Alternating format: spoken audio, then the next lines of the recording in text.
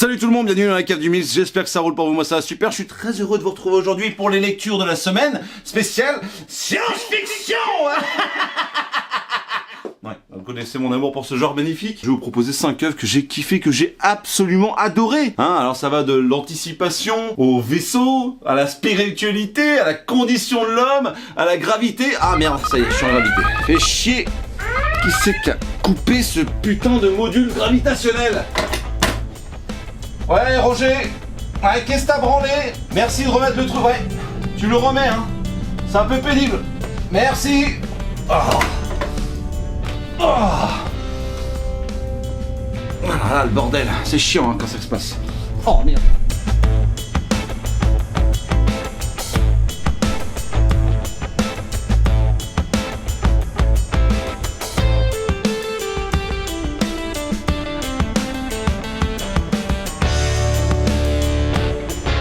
Bon, qu'est-ce qu'il faut? Roger, s'il te plaît, ça commence à être pénible là. Oh putain.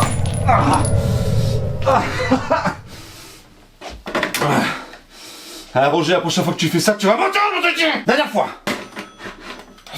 Pété le fion. On est parti.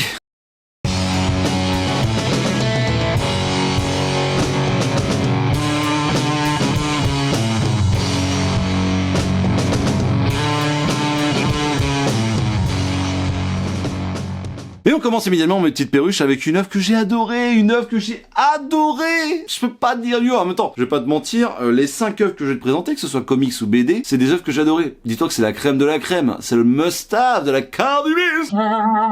Le mec se la pète complètement, tu vois. Non mais en même temps, on vous demande mon avis, moi je vous le donne. Donc dites-vous que c'est la crème de la crème pour Mills, de la cave du Mills, pour les meilleures lectures de science-fiction de ce début d'année 2025. Voilà, tout simplement. Bah attends, me juge pas, parce que t'es en train de regarder la vidéo, donc c'est cliqué, c'est que tu veux voir des œuvres de science-fiction, et moi je te donne mon avis. Qu'est-ce qu'il y a? C'est une œuvre qui m'a été envoyée par Soleil, donc merci à eux. C'est une œuvre qui coûte 17,50 €, qui est sortie le 15 janvier 2025, et qui s'appelle La Mécanique. Le premier tome qui se prénomme En moi le chaos. Alors c'est Karen Stevens qui est au scénario, et c'est Jeff qui est au dessin et à la couleur. Je me suis dit, mais ce duo, mais je le connais frérot, qu'est-ce qui se passe? Oui, je le connais, mais je l'ai jamais lu. Parce que, figurez-vous que dans ma bibliothèque, quand je lis quelque chose que j'aime pas, je le donne, je le revends, je le dégage. Du coup, je rachète des trucs pour combler les trous, tu vois. Et bah ça, typiquement, Convoi, qui est également sorti chez Soleil, bah je l'ai jamais lu, mais dans ma bibliothèque depuis 1 an ou 2. Et c'est toujours Kevin Stevens et Jeff. Et en fait, j'avais adoré le dessin parce qu'il était what the fuck, très clownesque, très assumé, avec une espèce de couleur un peu pastel, crayon de couleur comme ça que j'ai énormément aimé. Et du coup, je le refous là tout de suite, là, devant vos yeux ébahis, sur le dessus de la pile, parce qu'il faut absolument que je me lise ça et le duo et du coup présent ici également pour La Mécanique. De quoi ça parle, La Mécanique? Alors, c'est l'une des œuvres qui m'était été donnée de lire de cette semaine, qui est pratiquement l'une des plus sombres en termes d'univers. Rappelez-vous, en 2024, je vous ai pourri le jonc, bourré la reine, farci le mou, dites ça comme vous voulez, pour que vous lisiez Urban, que j'avais adoré de Luc Brunswick et de Roberto Ricci. Et franchement, on est dans la même veine, hein, ce côté un petit peu Blade Runner poisseux, crasseux, que j'adore, que j'adore dans la science-fiction. Ce titre est incroyable. De quoi il parle? Dans la métacité, au bord de la guerre civile, le Mayor tente de gouverner ce qui peut encore l'être. Sa fille rêve de s'émanciper de ce père tyrannique et de retrouver son frère Polly en danger de mort. Vananka, le guitariste maudit, erre en quête de son amour perdu. Tous les rouages sont nécessaires, les inutiles, les fous, les désaxés, les transformés. La mécanique peut à nouveau s'enclencher. L'histoire, c'est ça, on va suivre et d'un côté un musicien qui est à la recherche de son amour perdu. Vous allez voir que la vie n'est pas simple dans cette mégalopole qui est au bord de l'explosion, où il y a de la drogue, il y a une drogue qui s'appelle le Blast. D'ailleurs Blast, il faut absolument que je lise cette œuvre en 4 tomes. Bon bref, aparté, le Blast c'est un peu une drogue, c'est un peu chelou, je dirais musicale, enfin c'est quelque chose qui rend les gens complètement fous. Il y a vraiment une épidémie de cette drogue là dans cette mégalopole qui fait rage, et le père de Saphir n'est pas pour rien dans cette histoire. Le père de Saphir, on commence tout de suite. La première page c'est ça, c'est une splash page de malade avec des détails de fou furieux incroyables où tu vois une mégalopole au bord de l'explosion, clairement. Tu sens que la ville est noire, la ville est complètement dégueulasse et inadapté en termes d'humanité, et tu vois tous ces gens qui vivent en périphérie, des espèces d'énormes bidonvilles. Tu te rends compte qu'il y a une pègre, il y a vraiment une pègre qui agit sur ses habitants, il y a une vraie mafia, la police est intransigeante, ça. En fait, le gouvernement fait des campagnes anti-blast, c'est-à-dire anti-drogués, anti-drogue, et ils y vont pas avec le dos de la cuillère, évidemment. La pègre surfe là-dessus, il y a des gens qui sont embauchés, qu'on va suivre, qui sont embauchés plus ou moins par la mafia. Tu vas te rendre compte que c'est un monde ultra énervé parce qu'il y a du MMA, et c'est pas pour me déplaire, clairement, mais il y a ce côté ultra-violence, et dans la drogue, et dans le sexe, et dans la consommation d'écran à outrance, et dans la violence de la société en elle-même. D'ailleurs, c'est un peu le fil rouge de cette histoire, de ce premier tome, c'est qu'on va voir du coup cette fille Saphir, avec son père qui est juste ici en fauteuil, avec branché à des câbles pour survivre le maximum, le plus longtemps possible. D'ailleurs, à un moment, tu vas te rendre compte que la fille va dire à son père, en gros, t'aurais dû être débranché, tu me dégoûtes. 2 enfants et un père. Le père est jamais là, est toujours dans des magouilles, pas possible. Tu sens qu'il a de l'argent et de la puissance. Et les 2 enfants, donc Saphir et son frère, qui lui, de ce qu'on comprend, il a un retard mental, donc il a un handicap. Et en fait, le fil rouge de ce premier tome, c'est que Saphir va tout simplement remarquer que son frère, qui évidemment va se faire maltraiter dans la rue s'il sort, et ben voilà, il est plus là. Donc là, tout le but du jeu, ça va être de le retrouver tout simplement, quoi. Mais il va se mêler énormément d'enquêtes avec des gens qui, t'as l'impression que c'est des flics, mais c'est pas vraiment des flics, ils sont à la botte de quelqu'un que tu vas apprendre dans l'histoire. Ils vont tomber sur une sombre affaire de livres, comme quoi les livres c'est interdit et du coup tout est brûlé, tout est cramé. Ça ne rigole absolument pas du tout. Et je veux pas vous en monter trop parce que c'est quand même assez court. C'est un format franco-belge, donc je veux absolument pas vous gâcher le plaisir, vous divulgacher le plaisir. On voit cette prise de drogue qui est le blast, qui rend les gens complètement fous. Il y a un vrai rapport avec cette histoire entre la noirceur de l'âme humaine et la musique. Et il y a quelque chose de très sombre également dans le fait de consommer des arts. L'art est un petit peu cadenassé pour éviter que le peuple pense par lui-même, quoi, tout simplement. Et j'ai trouvé ça génial. Il y a un vrai côté steampunk, il y a vraiment un côté crasseux, indécent, horrible, noir, sombre. T'as l'impression que tout est rempli d'une poussière de charbon. Le scénario est incroyable. Voilà, vous l'aurez compris, j'ai adoré. Et en plus de ça, vraiment, le dessin est incroyable, vraiment incroyable, ça rajoute une vraie folie à l'histoire. Regardez-moi ça comme c'est beau, même le découpage est magnifique. Alors je fais attention parce qu'il y a énormément de sexe, regardez-moi ce mec là, cette espèce de gars augmenté avec un bébé dans le ventre. On est quand même sur un délire où les voitures volent, on est quand même sur un délire où il y a des motos à la Star Wars, enfin il y a un vrai kiff dans tous les codes de science-fiction qui ont été digérés et amenés là-dedans, et graphiquement c'est magnifique, voilà, c'est magnifique. C'est que du plaisir, j'ai trop hâte d'avoir le tome 2, j'ai trop hâte de découvrir ce tome 2, j'ai trouvé ça génial, quoi. Et puis il y a vraiment ce côté militarisant qui fait que la ville elle est à la solde d'une police militaire, quoi, et il y a plus du tout de place pour rigoler. Si tu te fais contrôler, c'est tout le monde à poil. Vous êtes 1000, les 1000 personnes à poil, celui qui veut pas, je le bute. Voilà, c'est aussi simple que ça. J'ai beaucoup aimé, la cover est merveilleuse. Bravo à Soleil, bravo à Jeff et bravo à Carvan Stevens, parce que vraiment ça me hype de ouf, je vous conseille d'y aller. Et on continue, la petite peruche, avec une œuvre que j'ai beaucoup aimé. Une œuvre que j'ai adorée également, qui est beaucoup moins grandiloquente. Il n'y a pas de voiture qui vole, on n'est pas sur un space opéra avec des aliens qui sont là.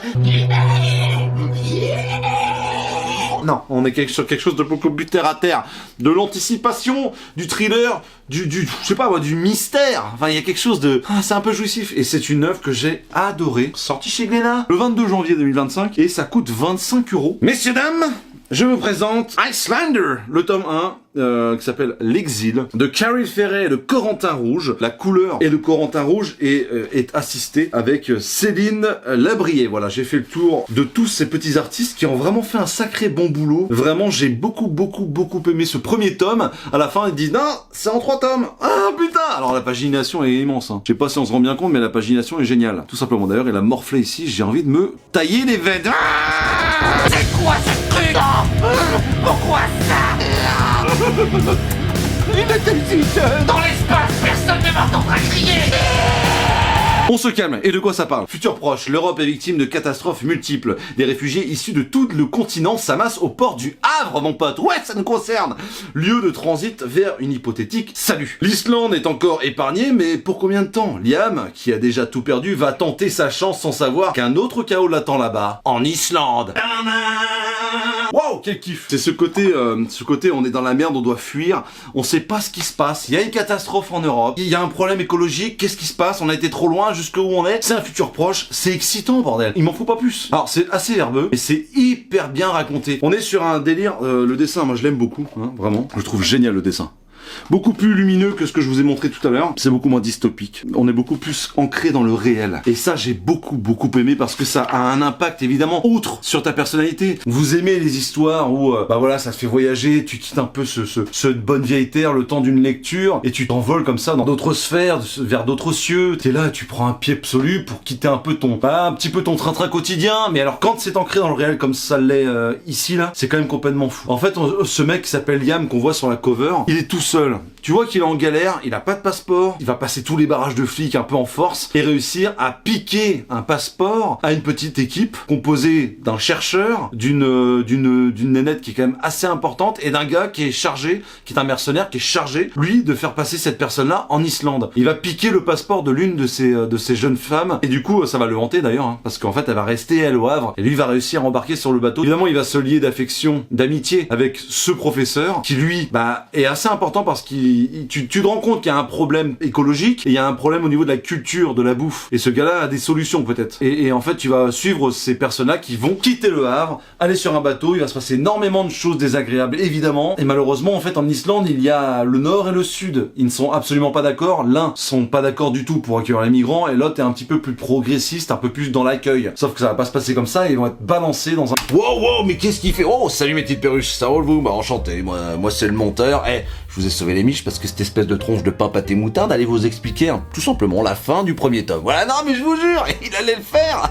Mais quel amateurisme, sans déconner. C'est lui que vous suivez pour ses critiques, ses analyses. Non, mais sans déconner quoi. Heureusement qu'il y a des mecs comme moi. Voilà, enchanté, je me présente, le monteur officiel de la cave du Mills. Et puis j'ai fait un petit CTRL-C, CTRL-V avec un petit CTRL-Y-P-O-C. Bon bref, c'est les petits tricks qu'on a dans le métier. C'est vrai que j'ai un peu roulé ma bosse. Pour moi, c'est une seconde nature, un clavier. C'est comme le prolongement de ma main. Bref, en tout cas, sachez qu'avec moi, vous êtes tranquille. Vous êtes peinard, hein. Ok, vous êtes juste ici. Là. C'est quoi ça? C'est quoi? C'est une aile. Et vous êtes juste en dessous, mes petites perruches. Allez, on est reparti parce que j'ai pas pompé le mou comme ça pendant 10 ans. Ah, je vous raconterai ma vie peut-être un de ces quatre. Enfin bref, on est parti. Et de rien.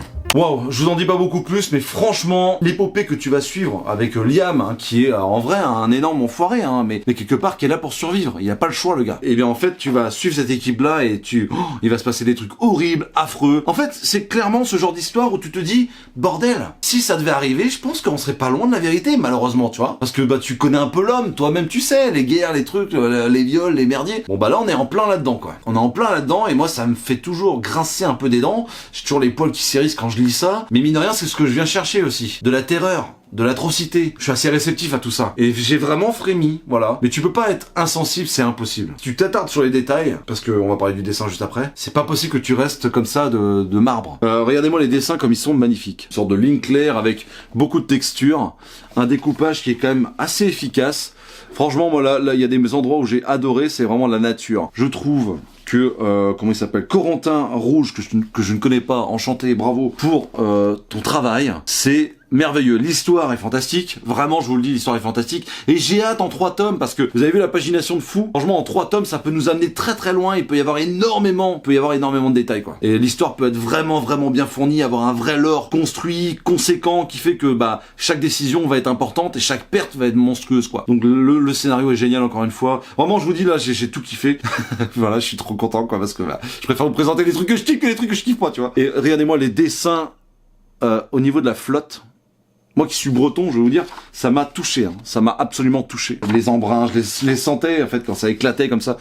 Je les sentais sur ma peau, j'avais le côté iodé dans la bouche quand je voyais ces dessins-là. C'est magnifique, hein. Franchement, je paierais cher. Enfin, j'ai pas les moyens, mais je paierais cher pour avoir une putain d'illustration comme ça dans mon salon. Vous avez vraiment bravo, hein. T'arrives sur cette terre là magnifique de l'Islande entre lave et glace. Enfin, vraiment, c'est merveilleux. Et puis, bah, ces gens-là qui sont là pour survivre et qui ont aucune pitié pour les autres à côté, hein. Et c'est là que tu te rends compte que l'homme est un loup pour l'homme, tout simplement. Je pense vraiment que voilà. Si j'ai réussi à vous convaincre, allez-y parce que t'as une installation qui est très limpide, très efficace, qui te touche parce que bah moi qui suis européen et français, le Havre, bah je connais un petit peu. Donc forcément bah tu comprends comprends où tu vas, tu sais où tu vas géographiquement parlant, c'est des trucs qui te parlent. Alors jamais t'es en Islande, parce que ça va être magnifique, tu vois, mais tu comprends, les bateaux sont ancrés dans le réel. Même le moindre camion, il y a un camion au moment qui est un camion Mercedes. Alors moi je fais de l'adhésif sur les véhicules et clairement connu ce modèle de camion qui m'arrive d'adhésiver de temps en temps, tu vois. Et voilà. Donc bref, je vais pas vous en dire beaucoup plus, mais bravo pour les dessins, bravo pour la colo. La colo est très belle, comme je vous disais ça tout à l'heure. La colorisation est beaucoup plus lumineuse que le tome qu'on a vu tout à l'heure, parce que plus ancré dans le réel évidemment. La nuit, c'est magnifique toute cette page bleutée avec la mer là. Oh, c'est trop beau. Et après on arrive sur le côté Islande. Il y a des moments où c'est très chaleureux, très rougeoyant, où la chair des hommes et des femmes sont assez rougeâtres et pleines de vie. Et parfois, bah tu vois le côté très froid politique de l'Islande qui se sépare en deux parties, qui elle est très blanche, très froide, très mécanique. Voilà. Et voilà, bon bref, je vais pas vous en parler beaucoup plus longtemps parce que je pourrais en parler des heures. Icelander, le numéro 1, L'Exil, sorti chez Glénat pour 25 balles. Franchement, sauter sur l'occasion, c'est une pépite. Allez, là, on se dépêche, nom de Dieu, 2 par 2, dépêchez-vous, en randonnion. Voilà, je vous appelle dans l'ordre. Oui, vous avez le droit de manifester, mais tout est géré, d'accord? La société vous veut du bien, vous êtes libre, mais vous êtes enfermés chez vous. C'est comme ça que la liberté se passe. Merde. Alors, cette petite improvisation est tout simplement là pour vous montrer ce que j'ai reçu dans ma boîte à lettres il y a une semaine de ça. Je me suis dit, putain, la société vous protège de tout. Mais c'est quoi ces conneries là? Et en même temps, en voyant le visuel, je suis pas tout à fait débile. Je me disais que c'était pas un message du gouvernement. C'était un message de chez Dracou qui m'a envoyé ça. Et je me suis dit, bon, je le lirai si j'ai le temps, frérot. À un moment, je suis pas une vache à lait. Putain, j'ai adoré aussi. J'ai adoré aussi. C'est une œuvre qui s'appelle Les Salamandres de Frey et Uelva. Et en fait, tu reçois un petit document comme ça. Et il y a marqué, la société vous protège de tout. Les habitants n'ont pas le droit de manifester. Liberté. Et t'as un petit QR code. Alors, au moment où j'ai flashé, ça ne marchait pas. Donc, désolé, mais on va voir tout de suite si ça fonctionne maintenant, mon petit frérot. Parce qu'à un moment, on va pas mourir bête. On n'est pas des bêtes. Afficher les options. Ouvrir le lien. Ouais, peut-être que c'était un peu trop tôt aussi. Il semble que vous ne soyez connecté à aucun réseau. Oh là là là là là là. Eh, c'est pas le couteau le plus aiguisé du tiroir, votre client, là. Ouais, commentez, likez, partagez la vidéo, quand même. On sait jamais, hein. Et puis, bon, moi, ça met du beurre dans les épinards. Donc, bah, allez-y. Mais, ouais, waouh, c'est chaud, quand même, hein. Allez. Ouais, Roger. Ouais, je suis un peu emmerdé, là. Voilà, j'ai un QR code, ouais. Et il faut que je prenne en photo. Il faut absolument que je sois connecté à Internet. Ah, c'est peut-être pour ça. D'accord. Ça marche? Ouais, je te laisse. Bise. Ouais, oui, ça marche. Oui, c'est bon, je te pardonne. Oh. Évidemment, faut être connecté à Internet. Hop, afficher les options, ouvrir le lien, et puis c'est parti. Voilà, un petit site avec des extraits de la bande dessinée, tout simplement. Donc vous voyez la bande dessinée avant même que j'en parle, et ça c'est beau. Et franchement, j'ai trouvé le truc un peu cool parce que j'ai reçu ça avant de recevoir la bande dessinée, tout simplement. Et j'ai reçu la BD juste après. Vous l'aurez compris. On va parler des Salamandres, ça coûte moins de 20 €, je crois que c'est 19,90 €. Sorti le 8 janvier 2025. L'œuvre est très belle. Je trouve vraiment l'œuvre qui. Alors le dos. On aime pas, je trouve que ça passe un peu inaperçu dans la bibliothèque, mais en tout cas la cover est très belle, je trouve vraiment que la cover est très belle. C'est un peu loufoque, j'aime beaucoup. Il y a un petit côté rétro-futuriste. De quoi ça parle? Les salamandres, la société vous protège de tout, même de vous. Les habitants du secteur 14 le savent. Ils n'ont pas le droit de manifester, mais un virus a transformé certains en salamandres et la révolte gronde. Graham, donc le gars qu'on va suivre, voudrait juste qu'on le laisse tranquille. Il a oublié une chose, on ne dit pas non à la société. Donc c'était cette histoire de mec, alors là, j'essaie de faire court parce que vraiment c'est une histoire géniale et il faut absolument que vous la découvriez vous-même. Déjà, on est typiquement sur une histoire un peu loufoque qui crache vraiment beaucoup, énormément même sur la société en général. Et c'est une œuvre que j'ai adorée, qui était très efficace. J'ai beaucoup aimé le dessin pop. Il y a un dessin vraiment incroyable que j'ai trouvé vraiment très efficace. Une mise en page très réussie. Alors le scénario est de Julien Frey, je l'ai pas dit tout à l'heure exactement, mais le dessin et la couleur est de Adrian Uelva. Désolé pour la prononciation. Donc on va rencontrer ce petit gars qui s'appelle Graham et qui voudrait juste être peinard. Donc tu rencontres ce gars-là qui dit ouais, souvent quand moi ça va pas très bien, je ferme les yeux et je pense que je suis dans le vide. Tu le retrouves juste après, donc tu te doutes bien que ça c'est ce qui va se passer, et ça, c'est l'histoire du présent, donc du passé, quoi. Et du coup, tu vois Graham, qui est avec sa femme, et ils sont en train de papoter comme ça, et regarde la télé, et tu entends que ce gars-là bouffe de la viande, et il a pas à bouffer de la viande, normalement. C'est interdit, la société l'a interdit. T'apprends que ce gars-là était journaliste, et que petit à petit, la censure a frappé, et il pouvait plus exercer son métier. Du coup, il arrive dans une société où, il y a une grosse censure. Il dit, c'est pas grave, je vais reprendre l'affaire familiale, donc la boucherie. Il adore la viande. Bon, comme moi, tu vois, mais est-ce qu'on peut manger de la viande de façon raisonnée? Non! Ils ils ont dit du jour au lendemain, on mange plus de viande, fini, stop. Donc du coup, bon bah, il peut plus non plus exercer son boulot en tant que boucher, quoi. Donc en fait, tu te rends compte que le gars, il est obligé de changer de parcours de vie par rapport à une société qui est vraiment très castratrice. Putain, c'est compliqué à dire ça. Et effectivement, c'est assez fun parce qu'il prend ça un petit peu par-dessus la jambe. Il est là à table avec sa femme, alors t'apprends qu'ils veulent un enfant, mais il faut qu'ils aient le droit, un accord pour faire un enfant. Enfin, vraiment, on est dans un délire comme ça, poussé à l'extrême, mais qui au final marche très bien. Donc ils sont en train de discuter à table. Chez les Gomez, on aime la viande, on mange la viande. L'analyseur est dans les toilettes. Oh non, Graham, pas dans la cuisine. Tu te rends compte qu'en fait, il y a des analyseurs dans les robinets, dans les chiottes, pour qu'ils analysent la bouffe et pour te dire si t'es malade, si t'as mangé des saloperies et compagnie. Donc tout est géré de A à Z. Tu peux pas être peinard. Mais effectivement, il pisse dans le lavabo parce qu'il se dit bon, au moins je pisserai pas dans les chiottes et il y aura pas l'analyseur, tu vois. Sauf que juste après, un peu comme dans le 5e élément, il y a une petite salamandre qui dit bonjour Monsieur Gomez, un produit illicite a été détecté dans votre urine. Une amende de 101 unités vient d'être envoyée à votre hébergeur et sera débitée dans les 24 heures. Merci Monsieur Gomez. Merci à vous. Belle journée. En fait, tu vois, même le fait de dire merci, quand il dit pas merci, ils insistent. Donc ce gars-là, un jour, il reçoit un ticket de la société, et il est invité à aller rejoindre le grand patron de la société. Alors, coup de chance, quoi. Tu dis, bon, bah, c'est quand même assez rare qu'on se fasse inviter par le big boss de cette société-là. En fait, il faut une partie de ping-pong, et pendant la partie de ping-pong, en fait, tu te rends bien compte que Graham, c'est un gars qui est droit dans ses bottes. Et le gars va lui dire tout simplement, écoutez, vous avez été sélectionné pour faire un voyage dans l'espace, tout est frais payé, et puis en revenant de ça, on fait de vous une espèce de star, vous aurez de l'argent, et vous aurez, si vous voulez votre agrément pour votre enfant, il y a intérêt à faire ce qu'on a envie de vous, que vous fassiez, quoi. Et lui, il dit, bah, vous savez quoi? Fuck. Moi, je le fais pas. Je suis libre. Sauf que, bah, évidemment, la société n'aime pas qu'on lui dise non, et va mettre des bâtons dans les roues à ce mec-là. Ça va être une course en avant, et il va intégrer le monde des salamandres d'une façon ou d'une autre. Je vous laisse découvrir tout ça. Mais en tout cas, sachez que si vous aimez le côté rétro-futuriste, qui balance quand même pas mal sur la société, et en même temps, il y a quand même beaucoup d'humour. Il lui arrive quand même énormément de dingueries à ce Graham, et tu vas apprendre énormément de choses sur sa femme, sur les salamandres. J'ai adoré. Alors l'histoire est géniale et j'ai adoré le dessin. Vraiment, j'ai adoré le dessin.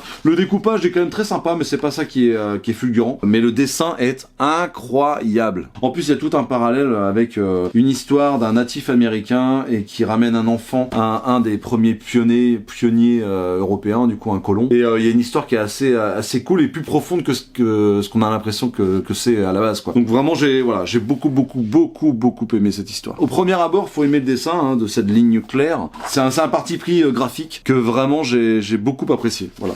Donc en fait, j'allais jamais aller dessus, vraiment. En fait, j'ai même pas eu le temps de la voir en librairie, qu'elle a été livrée dans ma boîte aux lettres, comme si c'était une espèce de convocation de la société pour la cave du Mills. Mais vous, comme vous savez très bien, je ne suis pas un vendu. Je dis ce que je pense. Et les salamandres. Donc merci Dracou pour ça. Mais les salamandres, j'ai vraiment beaucoup aimé cette histoire. Elle est beaucoup plus intéressante et intelligente que ce qu'on pourrait croire au premier abord. Et la fin est géniale. Je m'attendais à ce que ce soit un truc dans ce sens-là, et ils ont été au-delà. Voilà, tout simplement, ils étaient au-delà de... Voilà. Donc une très belle surprise de ce début d'année 2025. Il est là, mon seigneur, il est là, mon seigneur. Ça sonne plus, ça sonne plus. Alors le monteur, ça sonne plus. Alors le monteur, on est emmerdé, hein. On n'arrive pas à suivre la cave des Mills. Ah ouais, mon pote, mais j'aime bien les emmerder, moi, les monteurs comme ça. Ils sont mignons. Bah, il faut bien que, voilà, qu'ils justifient un peu leur travail, quelque part. Coucou. Eh bah c'est de mieux en mieux, le gars est en train de me prendre la partie dans sa propre vidéo, il m'expose, j'ai que ça à foutre, j'ai que ça à branler, c'est vrai que c'est pas un travail pour nous les petits monteurs derrière là, on fait 8 heures par semaine mais c'est de l'amusement, on adore ça, monter des vidéos pour des espèces de têtes de cons comme ça là, avec qui ça va certainement terminer au prud'homme pour harcèlement, ah mais je vous le dis, j'ai les preuves, j'ai tout ce qu'il faut là, ok, il y a une expression pour ça, fais du bien à Martin, il te chiera dans la main, non mais c'est exactement ce qui est en train de se produire messieurs dames, mais vous savez moi les grosses gueules de cons comme ça, mais je les arrange, bon ça aussi c'est encore une punchline, j'arrête avec des expressions après promis mais ma vengeance sera terrible. Rassure-moi, le monteur, là, t'es pas en train de me faire une tête de con? Allez, arrête tout de suite, là. Arrête! Non, mais merde, c'est pas vrai! On peut plus les taquiner, c'est dingue, ça! J'ai payé à rien branler! Messieurs, dames, je disais, c'est l'heure, monseigneur, parce que c'est le comics, voilà, le comics de chez Bliss. J'ai beaucoup aimé, qui est sorti l'année dernière, en août de l'année dernière. ENIAC, la menace binaire, ça coûte 25€, un super beau tome. Alors, c'est toujours un Bad Idea, un super beau tome, vraiment, il est magnifique, qui a la même forme que ça peut être The Pirates, ou Tankers et compagnie, ou L'œil d'Odin. Alors, c'est une œuvre de Matt Kindt, de Doug Braithwaite et de Diego Rodriguez. ENIAC, la menace binaire. En fait, c'est incroyable de réussir à mêler, à mon sens, en tout cas, c'est mon avis. Alors ça m'a été envoyé par Bliss, donc merci à vous. C'est parfait parce que ça mêle vraiment le côté burritos, bourgine, du sang, des os, des boyaux, des explosions et compagnie, et vraiment le côté très grand public que ça peut amener ce genre d'histoire. Et de l'autre côté, on a vraiment une précision sur la critique des intelligences artificielles, voilà. De ce que ça pourrait engendrer. Alors évidemment, poussé à son maximum, hein, les potards ils sont sur 12. Hein. L'ampli il va à 10, mais le mec qui a pété le bouton il est sur 12. Vraiment, on est là-dessus. De quoi ça parle? On va lire la quatrième de couverture ensemble parce que ce sera beaucoup plus simple comme ça. Il y a beaucoup de choses à résumer sinon. En 1945, les États-Unis ont trouvé comment vaincre les puissances de l'Axe, mais de leur désespoir de mettre fin à la guerre est née une plus grande menace encore. ENIAC, le premier superordinateur du monde. Ses calculs se sont avérés essentiels pour prendre le dessus sur l'Allemagne et le Japon, jusqu'à ce qu'il ordonne de largage de la deuxième bombe atomique sur Nagasaki, sans qu'aucun être humain ne l'ait approuvé. L'Amérique avait créé la première intelligence artificielle sans jamais réaliser l'étendue de ses capacités, ni de ses ambitions. Pendant 50 ans, ENIAC a manipulé les affaires mondiales dans l'ombre, menant une guerre froide, puis s'est volatilisé jusqu'à aujourd'hui. Un compte à rebours crypté vient de se lancer et l'humanité n'a plus que 3 jours avant qu'ENIAC n'exécute sa phase finale. Les agents d'élite Falk et Fletcher sont envoyés à sa recherche, mais ENIAC anticipe chacun de leurs gestes. C'est incroyable d'avoir autant d'idées complètement farfelues de ce bon vieux Matt Kint. Vraiment, mais déjà l'histoire elle est incroyable parce qu'on commence immédiatement dans un désert. Alors t'as beaucoup de phases, on t'explique qu'est-ce que les deux agents d'élite qui sont ultra stylés vont exercer pour réussir à déjouer un petit peu les plans de cette intelligence artificielle. Et en fait tu commences tout de suite dans le désert où t'as 3 personnes qui sont à Walp. Bah évidemment, l'intelligence artificielle se sert de ton portable, de ton beeper, de ta caméra, de ta télé même, de ton... C'est là que ça va très loin, on est un petit peu au-delà de ce que pourrait être réellement une intelligence artificielle à mon sens, mais du coup, il y a constamment une longueur d'avance. Tu peux pas utiliser un avion avec de l'électronique ou une bagnole, parce que forcément, ENIAC, il va faire en sorte que ta voiture s'arrête, que ton avion se crache, parce qu'il va te donner de mauvaises coordonnées par rapport au satellite. Donc en fait, tout ça, c'est un peu what the fuck, mais pas vraiment. Et du coup, bah, ces deux nénèdes-là auront 3 jours, parce qu'il y a un compte à rebours qui vient de se lancer, 3 jours pour supprimer cette menace, avant que possiblement ils balancent toutes les bombes nucléaires et que tout explose pour éradiquer la race humaine et régner en maître en tant que ou intelligence artificielle ou tout simplement sauver la planète. On sait pas vraiment son plan à ENIAC. Et c'est ça qui est intéressant, c'est que cette intelligence artificielle est aussi machiavélique que possiblement utile pour l'humanité. Parce que si son rôle, comme par exemple dans du Asimov ou vous connaissez Aérobot, toutes ces histoires-là, peut-être que l'humain est tellement mauvais et néfaste pour lui-même que l'intelligence artificielle et les robots sont obligés de mener une espèce de croisade dictatoriale, tout simplement pour protéger les humains d'eux-mêmes. Toutes ces histoires qui sont amenées sur la table, et vraiment, je vous le dis encore une fois, j'ai passé un moment tout à fait exquis, parce que ça pose énormément de trucs sur la table, quoi. On est vraiment d'accord là-dessus pour dire qu'aujourd'hui, là, si tu allumes les infos, c'est la merde. Les humains se comportent comme des animaux. On est d'accord, on est des animaux, on est des mammifères, mais on est d'accord pour dire que les humains se comportent pas de par leur ego, leur richesse et leur fierté comme des merdes. La plupart du temps des mecs d'ailleurs, on va pas se mentir. Est-ce qu'on peut faire un bilan sur les mecs à un moment? Parce que vraiment, il y a tellement de connards qui nous entourent que moi j'ai honte d'être un mec par moment, quoi. Vraiment, il y a un truc qui me dépasse chez la testostérone plus.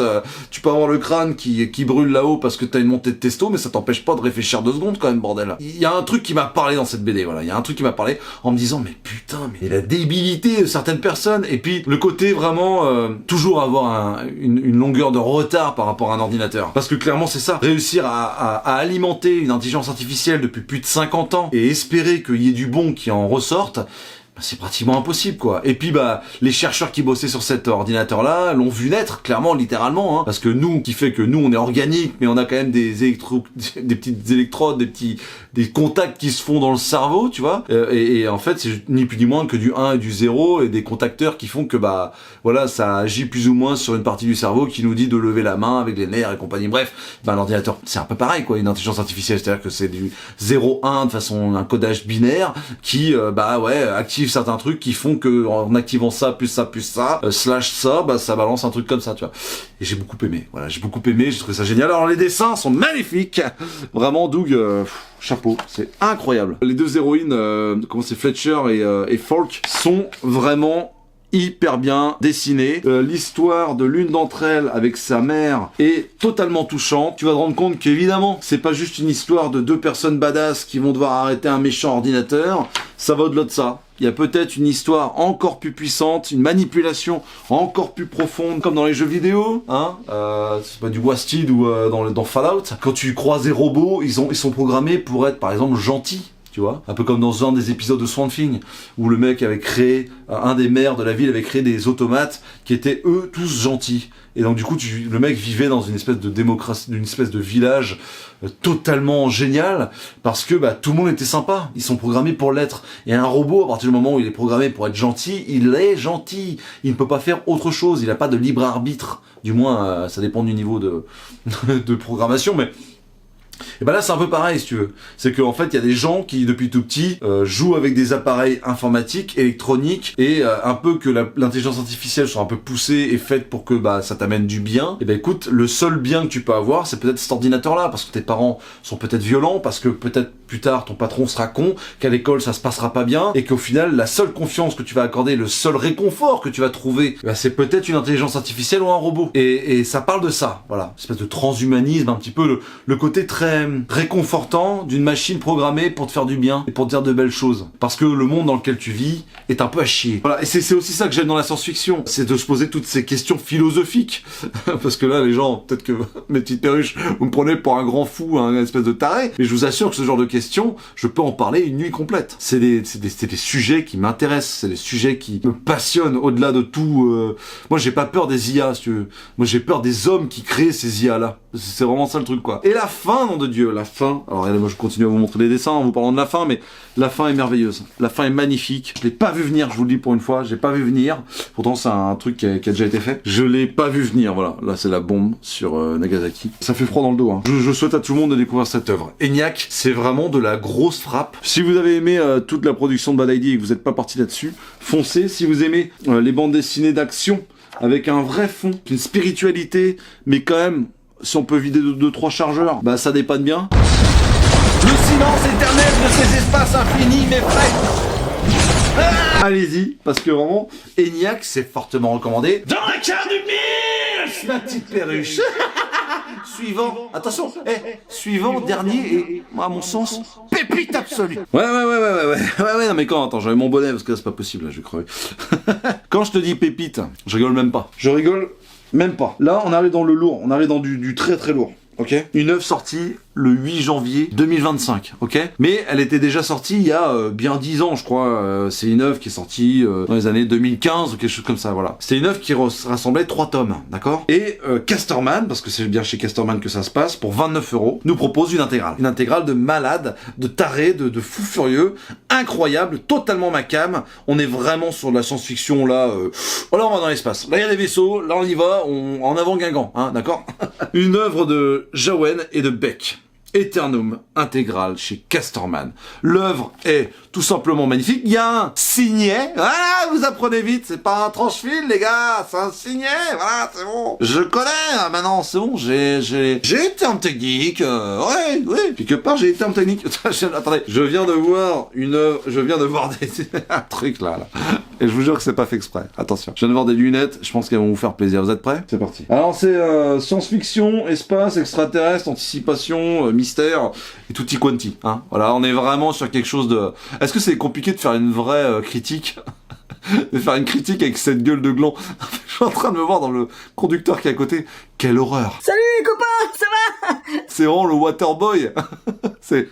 Salut les copains. Je vous amène de l'eau, t'es vraiment une merde. Ah, vous êtes vraiment coquins. J'arrive avec des serviettes, les gars. Je vais l'enlever si ça vous dérange pas, parce que ça fait un peu mal aux yeux et j'ai pas envie de gâcher cette œuvre que j'ai adorée. Oui, je connais Christophe Beck, qui est au scénario, et Jawen Salin, dessin et couleur de Jawen Salin. Alors il a un don complètement incroyable. De toute manière, c'est simple. C'est ce genre de BD où quand tu lis 3 ou 4 pages, je sais tout de suite que j'ai affaire à un chef-d'œuvre. Je peux vous teaser ça, mais je suis en train de créer une espèce de truc qui va faire que je vais pouvoir classer mes meilleures œuvres, tu vois, les œuvres que j'ai adorées, tu vois. Alors je sais pas si je ferai un truc de science-fiction, en tout cas, dans la science-fiction, cette œuvre là est assez haut placée parce que j'ai vraiment eu un énorme coup de cœur. Voilà, un énorme coup de cœur. Alors Jamel Salin, moi je suis du Finistère, je pense que toi aussi t'es de la Bretagne. C'est évident, avec un nom comme ça, il y a forcément du breton en toi. Voilà, il y a forcément du breton en toi. Tu me diras si tu vois cette vidéo. De quoi ça parle? Alors, il y a juste marqué, au début nous étions immortels, mais les dieux nous ont retiré ce cadeau. Mais déjà, t'as envie de dire, ah yes! Je vais vous lire le petit résumé qui est sur internet. Je vais essayer de pas en dire de trop, parce que vraiment faut le découvrir, c'est une pépite. 2297. Déjà, on est quand même un peu plus loin qu'en 2025. Ouais. L'homme a envahi et colonisé la majeure partie de notre galaxie. Aux confins de la Voie lactée, une équipe d'excavateurs, donc des mecs qui travaillent dans une mine, quoi, découvre un mystérieux sarcophage enfoui dans les entrailles d'une planète aride. Sur Terre, les astronomes d'un observatoire d'Amérique du Sud repèrent un mystérieux rayon cosmique apparu soudainement depuis le nuage de Magellan, une galaxie mineure en orbite autour de la nôtre. Peu de temps après, la base lunaire rompt tout contact avec la Terre. Une équipe de scientifiques et de militaires est envoyée sur place. Elle découvre un spectacle apocalyptique. Les hommes et les femmes se sont entretués. Le consortium qui exploite les ressources minières des planètes décide de ramener le sarcophage sur Terre. Voilà. Je m'arrête là parce que c'est typiquement un scénario à la Alien déjà. C'est typiquement de l'ordre de, si vous avez vu la série The Expanse, c'est typiquement de ce délire-là. C'est redoutable. C'est d'une efficacité sans nom, je vous le dis, c'est mon coup de cœur de la semaine. Voilà, n'ayons pas peur des mots. Je suis en train de me le dire en relisant le résumé. Mais quelle aventure j'ai passé, quoi. Si je veux pas comparer les autres parce que tout est génial, voilà, tout est génial. Mais alors ça, c'est typiquement fait pour moi, vraiment. Déjà, les dessins sont magnifiques. En gros, c'est des mecs qui sont en train de forer, c'est une espèce de mineurs, ils sont en train de forer des cailloux. Et alors, il y a beaucoup de sexe, beaucoup de violence également. On est vraiment de la science-fiction et il y a quand même beaucoup d'œuvres qui sont débridées dans la science-fiction, vraiment de la BD de genre, et j'adore ça, je vous le dis tout de suite. J'aime quand il y a une scène de sexe, qu'on voit tout. Quand il y a une scène, une espèce d'opération à cœur ouvert, je veux qu'on voit tout. Quand il y a des trucs horribles qui se passent, des trucs joyeux, des trucs machin, je veux rigoler, je veux pleurer, je veux chialer, je veux pisser, je veux bander, je veux m'amuser, voilà. Et c'est totalement une œuvre pour ça. Je viens de dire le mot bander, c'est pas ouf. Mais c'est totalement une œuvre comme ça, quoi. J'adore cette œuvre. J'adore. Le dessin est monumental. Je vous explique un peu l'histoire. Ces mecs-là qui vont forer dans une espèce de lune complètement perdue vont tomber sur ce sarcophage-là, mon gars. Ils vont le ramener à bord de la base minière et tout le monde va péter un plomb. Les hommes vont se comporter comme des véritables enculés et vont commencer à violer, à agresser, à être vraiment violents, méchants. Il y a un truc qui va les dépasser, quoi. Depuis que ce sarcophage est arrivé, a été découvert, quoi. Du coup, il y a un vaisseau qui va aller chercher ce sarcophage-là et ils vont arriver, putain, tout le monde se sera entretué. C'est quoi ce délire? Ils vont arriver avec le vaisseau et dans le vaisseau, c'est pareil. Ils vont prendre le sarcophage pour l'amener sur Terre. Dans le vaisseau, c'est la kermesse aussi, quoi. Les mecs commencent à mal se comporter, ils sont à cran, ils deviennent complètement tarés, ils sont obligés de prendre des médicaments parce que sinon, des calmants, en fait. Sinon, ils pètent des plombs, ils sont agressifs, ils ont qu'une envie, c'est de ken tout ce qui bouge, de taper tout ce qui bouge, d'être dans la violence la plus absolue. Évidemment, c'est quand même chelou. Tout est par rapport à ce sarcophage, il y a un truc qui va pas, quoi. Et pourtant, il est hermétiquement fermé, quoi. Ils vont essayer de l'ouvrir et tout, et là, ça va partir en steak. Les humains vont essayer d'ouvrir le sarcophage pour voir ce qu'il y a dedans. Ils vont découvrir quelque chose qui fera je peux pas vous le dire, ah putain, je peux pas vous le dire, j'ai pas envie de vous divulguer quoi que ce soit, parce que Eternum, faut absolument le lire, faut absolument le vivre. Ils vont découvrir dans ce sarcophage-là quelque chose qui fera écho à nous, les humains, à notre humanité, et peut-être quelque chose qui s'est passé avant, quelque chose qui a eu avant, voilà. La phrase qui est derrière, au début nous étions immortels, mais les dieux nous ont retiré ce cadeau. Elle n'est pas anodine, cette phrase. Il y a un vrai truc incroyablement profond et spirituel dans cette œuvre. Oh, qu'est-ce que j'ai aimé l'histoire de cette espèce de... En plus, il y a tout un délire science-fictif, très hard science, tu vois, très concret, très plausible. Et à côté de ça, il va y avoir de l'exploration sur d'autres endroits qui vont montrer que, effectivement, il y a un rayon qui se dirige vers la Terre, qui a changé de direction. Pourquoi il a changé de direction? Et tu vas te rendre compte de la réponse qui va être apportée par le scénariste, de la façon dont ça va être mis en case, en bulle, avec les dessins de Jamel Salin. Et là, tu vas te rendre compte que tu as affaire tout simplement à un chef-d'œuvre. Ben, c'est magnifique. Vraiment, je trouve ça magnifique. Ça use un petit peu totalement du numérique, mais à bon escient. Il y a quelque chose qui est incroyable dans les effets de fumée, les effets de numérique, dans tout ce qui est luminosité, lumière, écran, LCD, tout ça. Il y a beaucoup de numérique. Mais franchement, ça passe vraiment très bien. Le découpage est très efficace. Et puis c'est gore, quoi. Les couleurs qui sont apportées, c'est très sombre. On a vraiment des moments où c'est très claustrophobique. On est dans une espèce de vaisseau, tout est sombre, c'est noir. La seule lumière qu'il y a, c'est les lumières artificielles. Et puis en même temps, il y a les hommes qui commencent à tous péter péter des plombs, et tu vois leur tête là, tu vois leur tête tu sens qu'il y a quelque chose qui va pas. Tu sens que les gars sont clairement au bout de leur vie. Tout ça génial, et tu vas suivre une personne, un gars qui a beaucoup de responsabilités dans cette histoire-là, et qui va prendre des décisions, et que tu vas voir lui aussi un petit peu vriller, et tu vas te rendre compte que ouais, il y a une force supérieur en fait, qui les pousse à agir comme des véritables bêtes quoi. Ouais, je vous conseille absolument, c'est merveilleux. Si vous aimez le côté merde, il est derrière la planète donc il peut pas communiquer avec la radio. Si vous aimez le côté très plausible, très attention, il y a un protocole, on va faire en sorte que ça se soit fait comme ça, et du coup, vu qu'on a fait comme ça, tout est plausible, et du coup tu peux peut-être ouvrir le sarcophage ou pas. Comment tu fais pour l'ouvrir? On convoque les meilleures huiles des hommes pour savoir qu'est-ce qu'on doit faire. Il y a un truc qui les dépasse, donc du coup ça rentre en corrélation avec une espèce de religion un peu chelous, qui ont toujours cru en cela, et ouais, il y a un côté très mystique aussi, et en même temps, la fin est terriblement poétique. La fin n'est pas ferme ta gueule, c'est magique. Et c'est ça que j'ai beaucoup aimé. Une espèce d'introspection en tant qu'humain, en tant qu'homme, en tant qu'être vivant, conscient et intelligent. Parenthèse, intelligence, hein. Ouais, d'accord. Ça va parler d'amour. Et il y a un truc qui est magnifique. Il y a un truc qui est encore une fois très cinquième élément. Et ça marche terriblement bien. Et en plus, la fin, il y a plusieurs fins dans une fin, et ah là là là là là là là là là là. Je sais pas comment ça se fait que j'ai loupé ça. Comment ça se fait que j'ai loupé ces 3 tomes de Eternum? C'est totalement taillé pour moi, voilà. Donc, bravo à Jawen Salin, et bravo à Beck. Voilà, qu'est-ce que je te dise? Beck, franchement, mais le boss, quoi, c'est incroyable. Cette intégrale, qui coûte 30 €, donc 3 tomes, donc imagine que c'est un tome pour 10 balles le tome, tu vois. Cette œuvre est très très belle. Alors, on aime l'objet livre ou pas, moi je le trouve très très beau. On aime le côté gloss, ultra gloss de la couverture. Moi au début j'étais en train de me dire je sais pas, et en fait j'ai adoré, voilà, j'ai adoré. Et cette œuvre regroupe les 3 tomes, t'as une histoire complète, je vais me couvrir un peu, mais si jusqu'à présent toutes les œuvres de science-fiction que je vous ai conseillées, vous les avez appréciées également, bah comptez sur moi parce que c'est vraiment une pépite, c'est vraiment une pépite. Alors je vous dis pas de l'acheter évidemment, il y a sûrement à la bibliothèque les tomes simples, allez lire ça, c'est fantastique, c'est magnifique. Pour tous les amoureux de la science-fiction, je vous conseille de lire ça, vraiment c'est ouais, c'est mon petit coup de cœur de la semaine, et rien d'en parler, j'ai envie de le relire, j'ai le sourire aux lèvres. Je peux pas te dire mieux, j'ai le sourire aux lèvres. Regarde, je me vois là, parce que je suis content de vous montrer une petite pépite. Mais j'ai kiffé, nom de Dieu.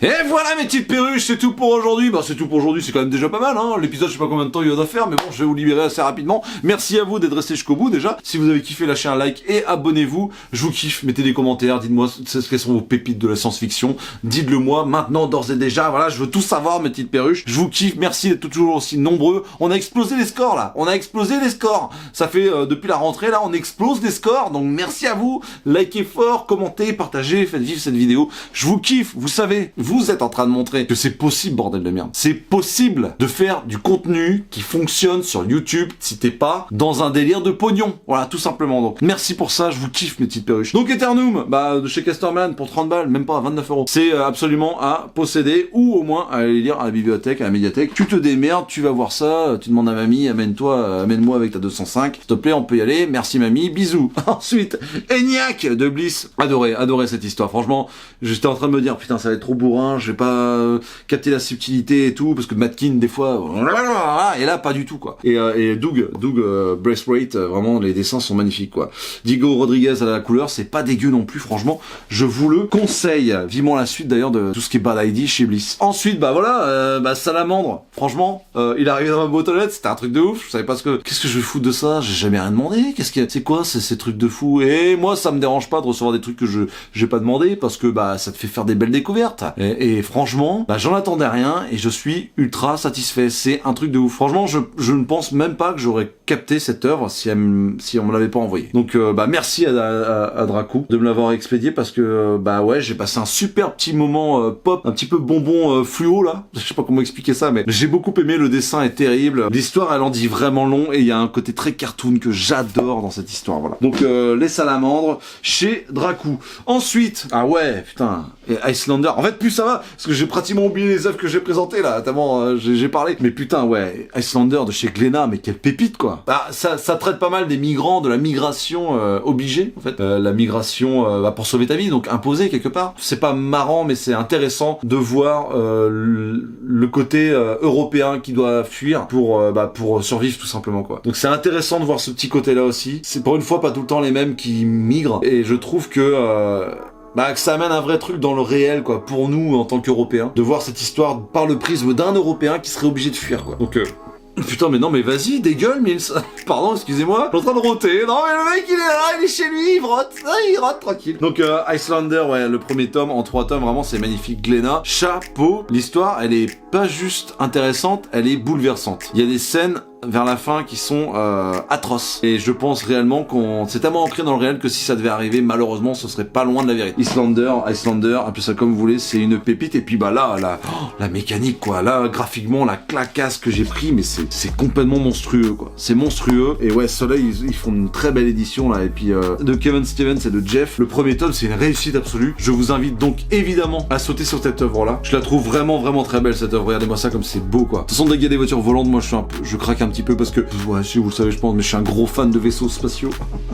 J'adore les vaisseaux spatiaux, voilà. Je peux pas vous dire mieux. Puis bah du coup, je fais un petit peu de pub pour Soleil parce qu'ils ont été cool avec moi et Convoi que j'ai dans ma bibliothèque depuis un moment et que j'avais acheté, je sais pas où, pour 24,95 €. Et franchement, Convoi, ça va pas tarder à arriver sur la cave du Mills parce que ouais, c'est un duo qui m'a beaucoup plu sur la mécanique. Donc voilà mes petites perruches, je vous souhaite à toutes et à tous évidemment le meilleur. Alors pas pour Noël en l'occurrence, mais pour cette année 2025. Hein, c'est bon, on est à la fin. C'est la dernière vidéo de ce mois de janvier pour le catalogue du mulet et j'ai bien hâte de voir en février.